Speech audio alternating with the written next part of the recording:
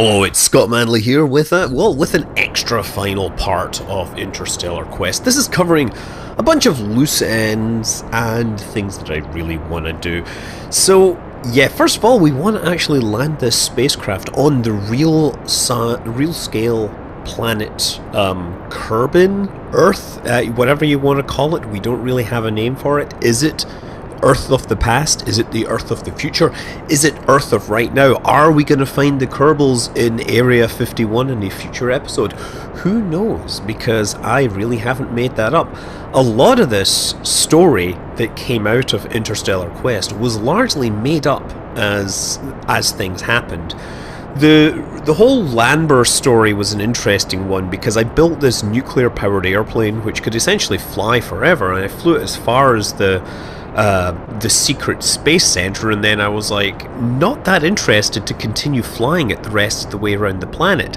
And so I thought it would be funny to shoot him out of the sky with the sound of a Dalek laser weapon. Of course, that turned into a whole series of questions. Where is Lanber? What happened to Lanber? Will you ever return to the Lanber story? After people started asking a lot, I did kind of develop this grand concept that there were actually Daleks in the Kerbin system, and they were particularly interested in the Kerbin system for their nefarious schemes because the planets had absurdly high densities, and they were going to use this somehow to manipulate space-time and take over the universe or something like that. And of course, then we would have some UFO sightings that would turn out to be Daleks, and in the end we'd probably crash some sort of spacecraft into their mothership and save the day. In the end, I just dropped that idea because it was just too much effort. I did eventually come back to Lanber, obviously, with the notion that Sean's secret mission had uncovered something and had also found Lanber, who had become an imposter by that point. He had had cybernetic implants and all sorts of things. He was being controlled by the alien species. But truthfully, I kept everything purposefully vague because, you know, within the limits of my storytelling, let's say, or lack thereof, my lack of ability to write descriptive prose, or at least to make it up as I was, you know, talking over these things, I think that anything that came out in people's minds would be vastly superior to what I could tell them or what could be rendered using the game engine. Anyway, there we have landed. I tried to detach these space capsule things. These space capsules were I originally thought they could perform re-entry on their own, but I figured that it would just be a lot easier to put everyone in the one place and then have them step off the side. Obviously, the nanovirus has affected the production lines, and for some reason they didn't include any ladders on this thing. Yes, so we plant a flag, not Kerbin. Yet, somebody should probably tell the navigation computer, right? Somebody tell the computer this. And that is, of course, Jebediah Kerman performing this very important off-world task. I also find it interesting that the clouds are moving so fast because they come from because they're not designed for this scaled-up Kerbin. Anyway, speaking of Lanber, he was last left in orbit aboard Space Lab 1. Now, he had a space capsule with parachutes, but it doesn't have any thruster system, so, well, he did devise a way to get home, of course, having hacked the systems on board the spacecraft with the help of the nanovirus or something. He used that single little engine to deorbit the entire space station. And that means he can follow the entire space station down and then detach the capsule when it's suitable. Actually, technically, he'd want to detach the capsule and get as far away from this as possible before re-entry happened. However, I thought it was far more entertaining to watch this thing tear itself apart in the atmosphere. After all, I have built several pretty extensive, pretty large objects, and throwing them into the atmosphere and watching them fall victim to the stresses of deadly re-entry and ferrum aerospace is actually quite a cathartic experience. It feels quite liberating to drop these things out of the atmosphere, to destroy them after all the hard work I put into them. This is falling down. It has the reaction, it has the stability control enabled, but even with stability control enabled, it can only do so much, and eventually it starts flopping around like a crazy floppy thing. Uh, It's always entertaining to watch this happen here. The other drive system available was obviously the claw. I'm not sure what that was that exploded, but there will be a little more of that happening. Yeah, the spacecraft that was designed to recover the asteroids, it actually had a drive system that was quite capable, but it didn't have any parachutes. I guess he could have gone EVA and just grabbed the parachutes off of the capsule. This one means he doesn't even have to go EVA. He just, hacks the systems, and during descent he's able to try and, I don't know, he detaches something and fires something or other. Oh, there goes the telescope. I'm pretty sure its optics will not be functioning particularly well after all this. It's been, obviously, unless it's perhaps an infrared telescope or something that likes the heat. No, just kidding. Infrared telescopes, you actually want to keep them very, very cold so that they are sensitive to it. So 22 kilometers up, and we are still going fast enough to generate significant re-entry heating.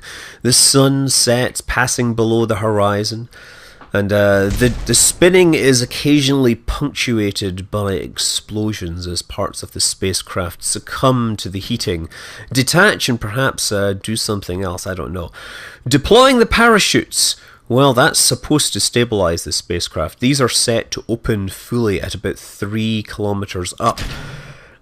Ditching the heat shield, this is the controls that he has available to him, but at this point he's getting a little concerned. He's having a conversation with the nanovirus. I need to lose some weight here. I'm heading towards the water, and we kind of need to get rid of some of this. How about we ditch this? And undock. Yes, drop that away. Of course, the camera decides to switch. Well, that cut his velocity to 22 meters per second, but that's probably, or it's still likely to be fatal at that velocity. Let's try ditching this. And that one. Ditching the crew capsule. That's more like it. 16 meters per second. I think Landber might just make it to the ground. Ditches that. Like you could have done in the first place, truthfully. I'm just imagining him having some frantic conversation with this, entity that is the nanovirus, and asking it to try and figure this stuff out. Obviously, he has his own agenda, let's say.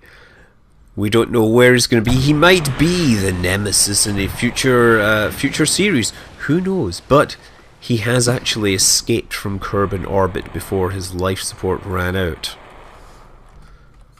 Now, the ELU probe, it, of course, was 150 days out when we left it. We can run the clock forward and actually see if it had more than enough fuel to land. And moreover, we can probably get the actual messages, the science messages from this descent. The crowdsourced science logs are actually one of the more entertaining parts of this.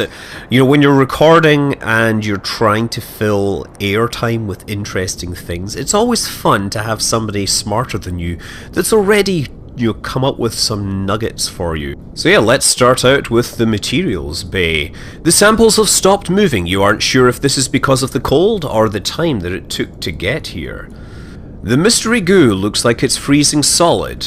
Now, of course, because I was in a rush, I was trying to do this at the same time as I'm coming down. You can see the shadow over there on the left side of the screen. ELU does not appear to be ideally composed for the generation of powerful magnetic fields. I should have got this when I was further away from ELU as well, because I wanted to get all that data. Because I didn't get it for distance space. Cold! Big surprise! And the gravioli detector says, though the surface appears to be smooth, there are fluctuations coming from beneath it. Excellent, and I am coming from above it, so that I may land on top of it and do science.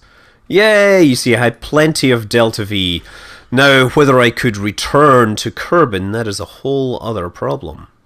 On reflection, I wish I'd picked a shorter route to ELU. That was the real problem here. One of the samples goes mad and jumps out of the materials bay. He was always the weird one anyway. While the goo samples are processed, you realise that after many days, you're hungry. The goo looks all too much like the soup your grandma used to make, which is really strange because this is an automated probe. This is a robot. Do robots have grandmas that make them soup? Do robots have grandmas that make them soup that looks like the mystery goo? Perhaps the mystery goo looks like oil or old Fortran or something. The planet seems still and dead as a rock right now. A large, frozen, ice-covered rock. After a long and thoughtful evaluation of the data using knowledge of thermodynamics and various fancy methods, you determine that Eeloo is in fact far too cold to sensibly enjoy an ice cream.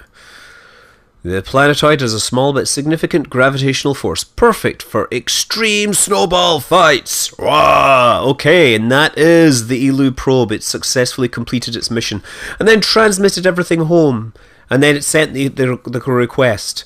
Can I go home now? I'd really like to go home. Hello? Is there anyone there? I can't hear you. Oh! Hello, Mr. Nan. Yes, I'd love to bring you on board. Now, for everything else, it's only a matter of time. With the Kerbals not there to maintain the orbits, they will slowly decay through the exosphere and magnetosphere interacting with them. So even the likes of the reactor control or the reactor power station will finally re-enter the atmosphere violently. I love how the radiators all seem to break off as soon as you pass 70 kilometers if they're destroyed. It's very interesting. It's like plucking a chicken. That's what's left when you pull away all the radiator fins. Just this, I don't know what it is, it just looks like an L-shaped. Obviously L for loser. But it continues down and things start to break up. Ooh, very nice. I mean, obviously this didn't deorbit all on its own because orbits on rails are in fact stable, presuming that they don't cross into other planets or moons' sphere of influence. But of course, in real life, objects do slowly decay. Their orbits are not stable for long periods because the Earth's atmosphere extends a lot further out than that into low orbit, and so eventually any satellite in orbit around Earth, or close enough in orbit around Earth, let's say, will eventually, their orbit will decay, desynchronize, and they will fall to Earth. This one's kind of interesting because the reactor itself has a very high density, I would imagine, and that's why the object has it sitting at the front. This thing ends up continuing to fly even in the lower atmosphere at Mach 2. It crashes at about 500 meters per second, presumably leaving a big radioactive hole in some nice green area of the Kerbal countryside. But even at that speed, it's kind of interesting to see that bits do actually fly off. Anyway, the last gratuitous re-entry, let's say, is the big one. This is the interplanetary lab. Obviously, this is re-entering at Joule. It's going way faster. It's much bigger. It's more fragile. It has so much more potential for crazy things to happen. Obviously, the crew is no longer in this. At least I hope they're not in this. If there's a stowaway, then, well, tough luck. Stowing away on a spaceship generally seems to be a really bad idea, given the weight, the mass margins for fuel and everything they have to work around. Well, things are getting hot anyway. The model's not sure which way it wants to face, I guess. I guess it flipped around because there's little fins on the back there, so that's got more drag. More mass towards the front, and there's things starting to explode everywhere. We're losing panels, losing bits. Oh, this is excellent. Fuel tanks and everything flying off there. Obviously this is running at 4 times regular speed, which is why the explosions are kind of wimpy sounding. Although the frame rate looks better, the sound effects are of course now running at 4 times regular speed, and that isn't so good. Actually, it's really cool to see just how much makes it through. You can see that we've got the reactor there that's sitting. Is that going to explode? The nuclear reactor? No, not yet. Oh, there it goes, and there goes a fuel tank. Now it is pretty much an inert chunk of space debris. The reactor is gone, the fuel tanks are gone. And now, oh, bits are flying off in that direction. That's kind of interesting. And yes. And in the end, it was reduced to a bunch of canisters flying in formation. I'm guessing these were actually massless because they started to pick up velocity and travel faster, while their temperature never really increased. There was some other stuff that ended up on other orbits passing through, but yes, that was the end of the interplanetary spacecraft. I'm Scott Manley. Fly safe.